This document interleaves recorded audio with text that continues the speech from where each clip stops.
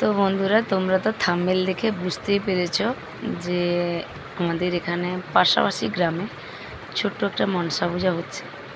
গ্রামের পুজো তো মনসা পূজা বলো, কালী পূজা বলো, যাই যাক পূজা বলো, সবাই দেখার খুবই ইচ্ছা হয়। পুজো অনুষ্ঠান মানেই তো সবার মনেতে খুশি। তো দেখো মন্দিরটা এত সুন্দর সাজিয়েছে, তোমাদের না দেখিয়ে পারলাম না। ঠাকুরটা তো আমার খুবই পছন্দের। তো তোমাদের কাদের ঠাকুরটা পছন্দ হলো অবশ্যই কমেন্টে জানাবে। তো ঠাকুরটা দেখে আমি বাধ্য হলাম তোমাদের জন্য এই ভিডিওটা তুলে ধরতে, কেননা ঠাকুরটা আমার মনের মতো হয়েছিল। সেই জন্যে ভাবলাম তোমাদেরও শেয়ার করি।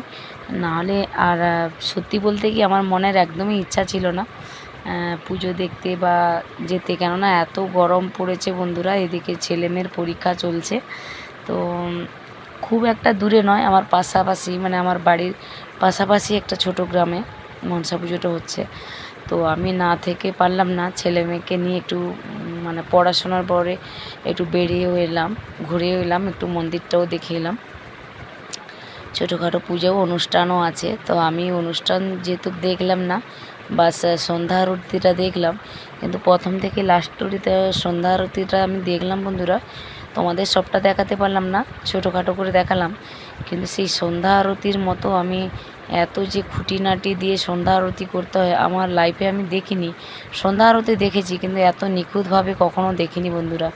দাঁড়িয়ে দাঁড়িয়ে দেখলাম যে একটা সংসার গড়তে যতগুলো জিনিস লাগে, তেমন একটা মায়ের সন্ধ্যা আরতি করতে তত জিনিসই লাগে, মানে তত জিনিস দিয়েই মাকে সন্ধ্যা আরতি করা হয়। তাই পুরোহিত মহাশয় করছে, দাঁড়িয়ে দাঁড়িয়ে দেখলাম যে এত কিছু লাগে। আর আজকালে তো ছেলেমেয়েরাই জানো, ছোটো ছোটো ছেলেরা, তাদের ডান্স দেখতে তো কেউ ভুলো না।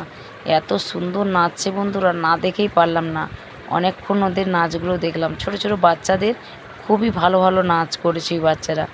বড়দের দিকে তো চোখ ঘোরেইনি, ছোটরা এত সুন্দর নাচছে, ওদের দেখে আমাদের মন ভুলে গেল। তাই তোমাদের ভাবলাম শেয়ার করলাম, দিয়ে ওই ছোটো ছোটো বাচ্চাদের জন্য তো ভিডিওটা করলাম। আর মায়ের আরতিটা দেখার খুবই ইচ্ছা ছিল, তাই গেলাম। তো টাটা বন্ধুরা।